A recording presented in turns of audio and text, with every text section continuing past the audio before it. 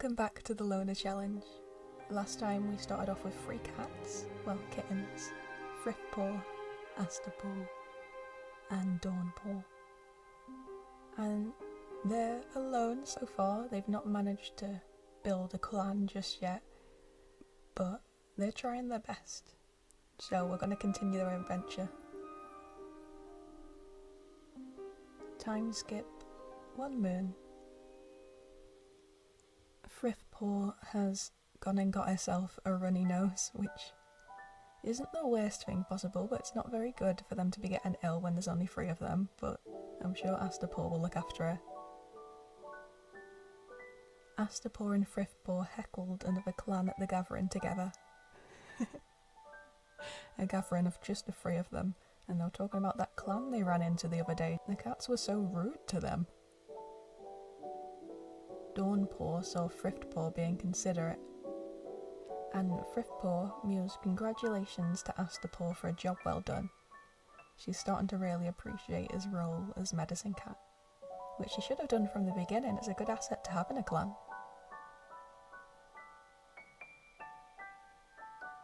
Thriftpaw's runny nose. So we'll check out how they're feeling today. Asterpaw is dreading their apprentice duties, and they have a lot of them considering their medicine cat apprentice. It's a really big task, and they're not always sure that they're up to it, but they try their best. Thriftpaw is in the medicine den with her runny nose. She's like, Asterpaw, what's happening? My nose is leaking, can you fix this? And Dawnpaw wants to spend time alone today. She's been withdrawing from the others a lot lately, so we'll send her on a patrol on her own.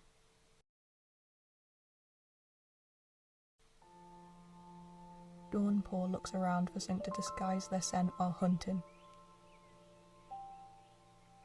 They can't think of anything that would work, but their hunt goes well regardless. She's quite a fine hunter, comes from her lineage. And Asterpaw and Thriftpaw can go on a patrol together. In order to spice up their patrol, Asterpaw challenges Thriftpaw to a herb gathering competition.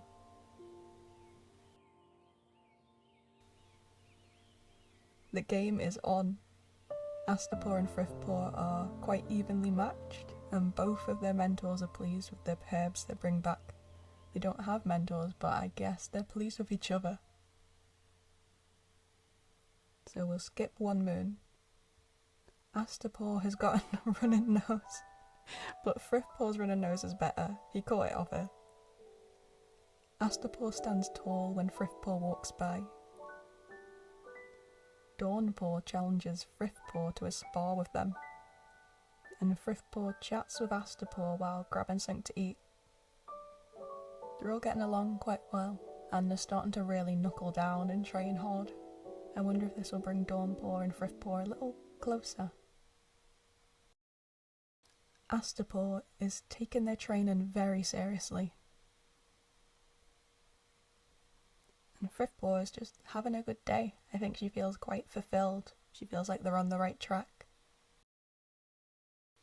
Dawnpaw still wants to get to know Asterpaw better. It might be worth checking the relationships to see how they're getting along now it's been a couple moons since we last looked.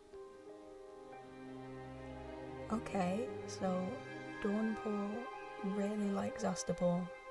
She feels very close to him, and she has quite a bit of respect for him. Some comfort and a lot of trust. She knows her life's safe in his paws. She still likes Thriftpaw less, but at least they're on good terms. There is a lot of respect there, even more than she has for Asterpaw. Maybe because Thriftpaw's been the one who's holding the routine of the clan together. And she's really comforted by her, even though she trusts her a little less than Asterpaw. Oh, okay, so Thriftpaw has quite a crush on Asterpaw, and she loves him a lot. Her respect for him is immense, and she feels safe around him. and the trust is so high to show that she feels like she can tell him anything and rely on him.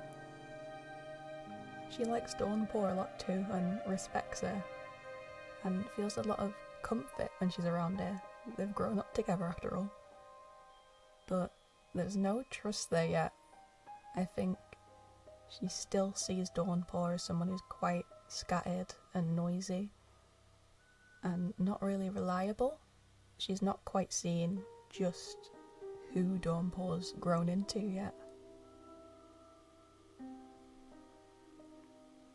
Then we have Astapaw, who likes Dawnpaw a lot and has a lot of respect for her. I think he can recognise that she's such an asset to the clan. She's not just a friend, she's someone who contributes so much that he couldn't.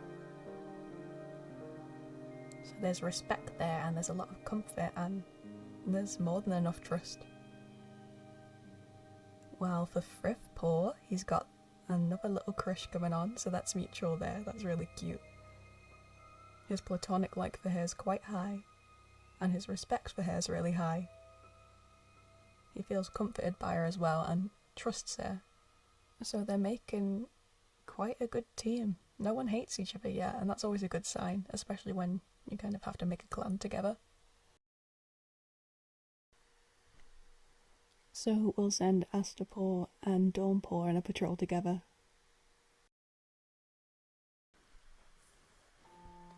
As the apprentices head out to collect cobwebs, Dawnpaw screws up their face in a stupid expression around the stick they hold in their mouth. Murmuring with laughter, Astapaw clacks the stick they hold in their own mouth against Dawnpaw's. The stick bashing continues as they collect cobwebs, and the afternoon is filled with the apprentices' muffled purrs and laughs. They are still just big kids, and they've lasted this long. I'm so proud of them. And that leaves Thriftpaw to go on a lone patrol, which she'd be quite nervous about, but she's ready. Your patrol comes across a bird that's occupied scratching at the ground for insects. Your patrol catches the bird before it flies away. They're getting very good at hunting.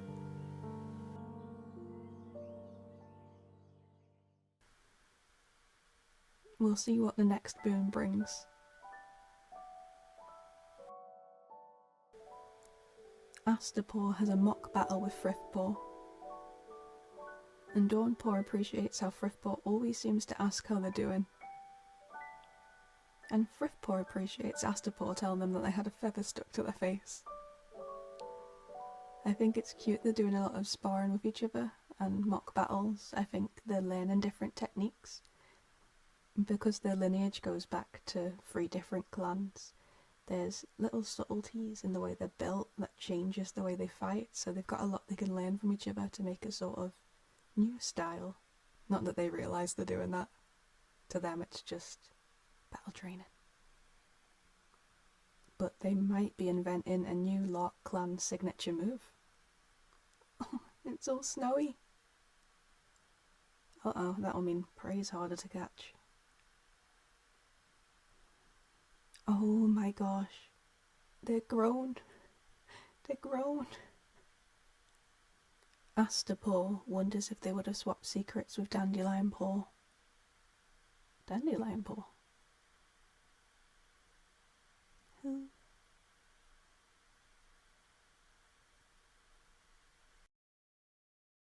Okay, so Dandelion Paw is our StarClan guide.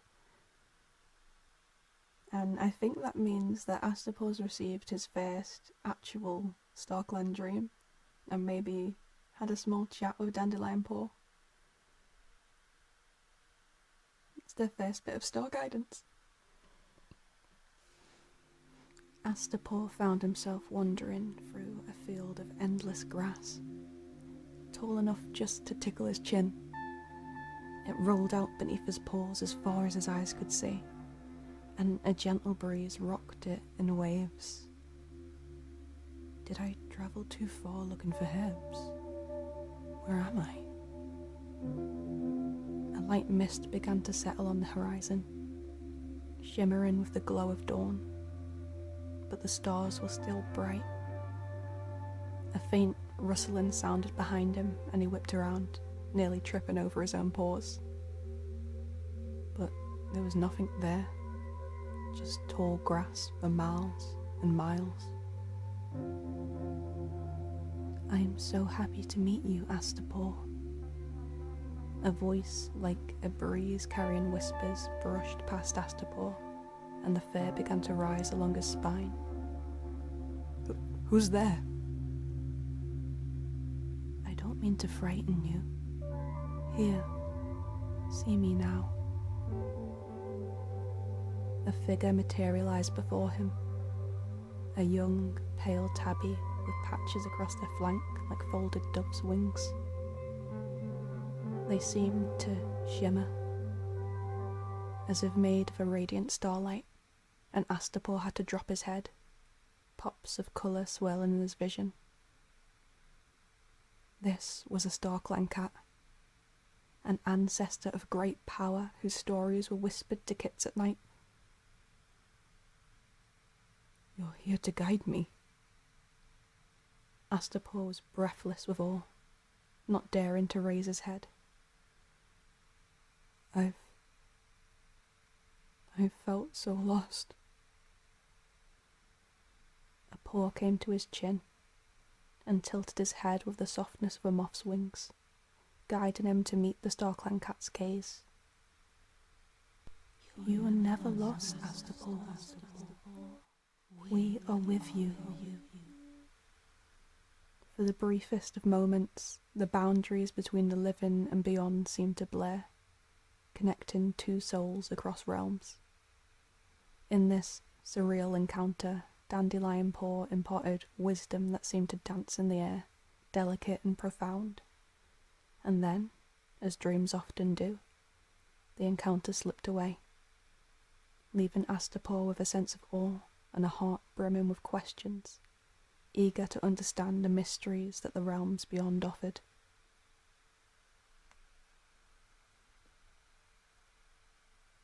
So Astapor would have started to learn more things from Dandelion Paw. Meanwhile, Frithpaw is eavesdropping on Astapor, probably wondering why he was talking so much in his sleep.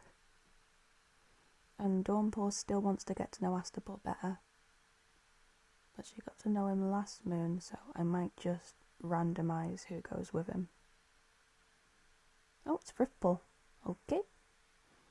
Frithpaw boasts about their hunting skills, saying that makes them better at finding herbs than Astapor. Astapor takes the bait, and the two apprentices have a lot of fun during this herb gathering patrol, happily bickering all the way. Dandelion and Lungwort were gathered during this patrol. And Dawnpaw will be going alone on a border patrol this time. Oh. Your patrol comes across a small dog. Dawnpaw unsheathes their claws, puffs their fur out as far as it'll go, and gathers their courage. And they drive the small dog from the border. Yes, Dawnpaw! Get it, girl! Okay, Dawnpaw is an icon. She just drove a dog away. And I think she'd be really celebrated back at camp. They'd start making up stories about the valiant Dawnpaw dog slayer. That should have earned her a lot of respect from the others. It shows that she can defend her clan single-handedly, or single-pawed. And we'll skip another moon. Astapaw's running nose is finally gone. And Dawnpaw has white cough. No, she just chased a dog away. She doesn't deserve white cough. Astapor thinks Dawnpaw isn't very considerate of others. And maybe that's because Dawnpaw is complaining that Frithpaw never does anything helpful. And Frithpaw listens closely as Astapor tells them about a new herb that they've learnt to recognise today. A I think Astapor's been draining hard in his dreams. He can't always talk to Dandelion Paw, but he gets these inkling of things when he sleeps.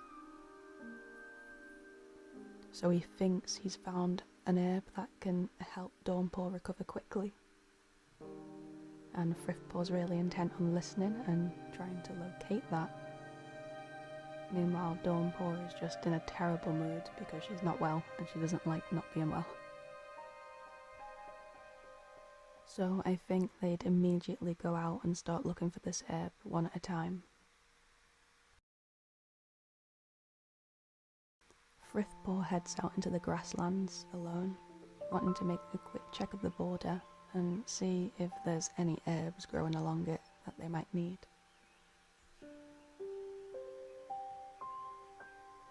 Thriftpaw marks a little, but she reaches a section where the border is muddled and she has to give up and go home because she doesn't want to build any tensions with the clan that they're living across from. Relations with LarkClan have worsened. And that leaves Astapor to try and find something that can help Dawnpaw. While searching for some specific herbs, Astapor is startled by weird sounds and whispers on the wind. Dandelion Paw? Is that you?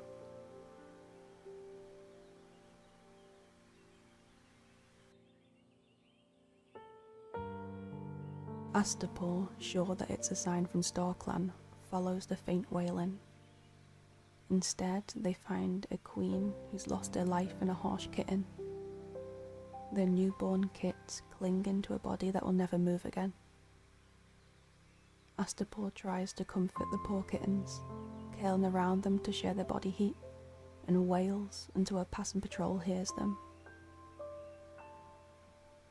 River's ghost now wanders, but Sun Kit has joined the clan, Pounce Kit has joined the clan, and Pansy Kit has joined the clan. It's awful that their mother's passed away, but I can't believe we've got 3 new kits, and I can't wait to see them. But for now, Astapor's curled around him, just yowling out and hoping that Thriftpaw will hear while she's scanning the rest of the forest, and she does. She helps him pick up the kits and carry them back to camp.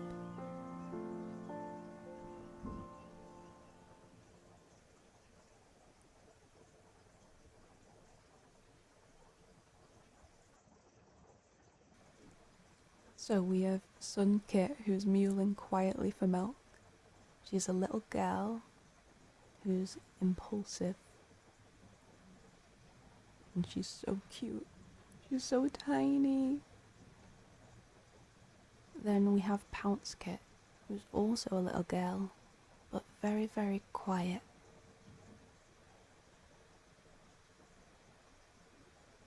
And then there's Pansy Kit, who's another little girl who's a daydreamer and has a permanent condition. So she's paralysed, and I really hope she makes it.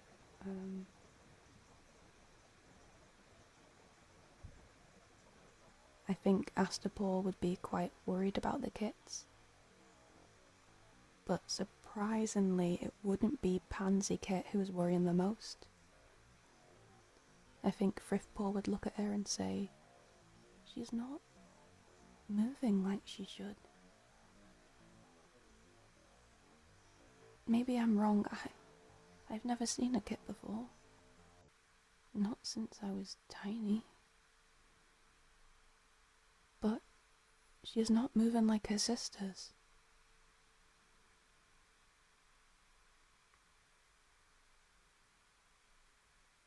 And Astapor would say quite firmly, "She'll be fine. She's the biggest of the litter. If she can make it through this moon, she has a full life ahead of her."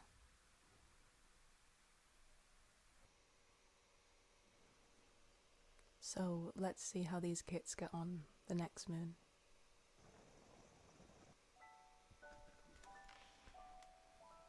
Ooh. LarkClan rallies around Frithpaw in celebration. Even without a leader, life must go on. And Frithpaw has proven that they're ready for their warrior name. Frithpaw is allowed to choose their own suffix, and they name themselves FriftJ. The clan cheers for the new warrior, honouring their vigilance. And I wonder if this is the beginning of a LarkClan tradition where FriftJ steps forward and tells a story. And that becomes a central part of the warrior ceremony, because LarkClan places quite an emphasis on stories and lore and history, so making sure that they get a chance to tell their own story in the way they want it told is very important to them. So, gathered under the canopy of stars, the clan listened intently as Frithpaw stepped forward. Today, she would claim her warrior name, a moment marked by a story of her greatest achievements in life, or what she might wish to achieve. Her heart was aflutter as she looked out across camp, but with a shaky, determined breath, she began her tale. And I think it would have gone down well with the clan. She's always been quite a good storyteller, so when she finishes, even the little kids are cheering, FriftJ, FriftJ. Oh, and I've just seen that Pounce Kit has gotten kitten cough, and that is not good, because I have never known one of my cats to survive kitten cough. But hopefully Astapaw can work some miracles. Astapaw notices how Frithpaw is being helpful around camp, and I think she's flitting about trying to lend a paw because Astapaw's been taking on the bulk of looking after these kittens, but with tiny Pounce Kit having kitten cough, he needs to separate the sisters just so they can't catch it from each other. So FriftJ is lending a paw and trying to keep the other kits busy. Dawnpaw had Pansy Kit bump into them and they didn't even apologise, and Dawnpaw's actually kind of irritated about that.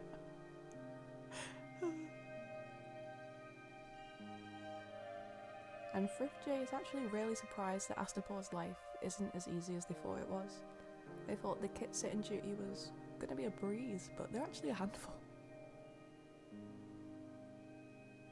Aww, and Sun Kit thinks about how Pansy Kit is always reliable, while Pounce Kit bickered about something trivial with Pansy Kit. Meanwhile, Pansy Kit feels bad for walking into Dawnpaw, so she's currently checking on her. And I think this is a good place to stop the playthrough for today, with an image of Astapaw caring for his new little clan members,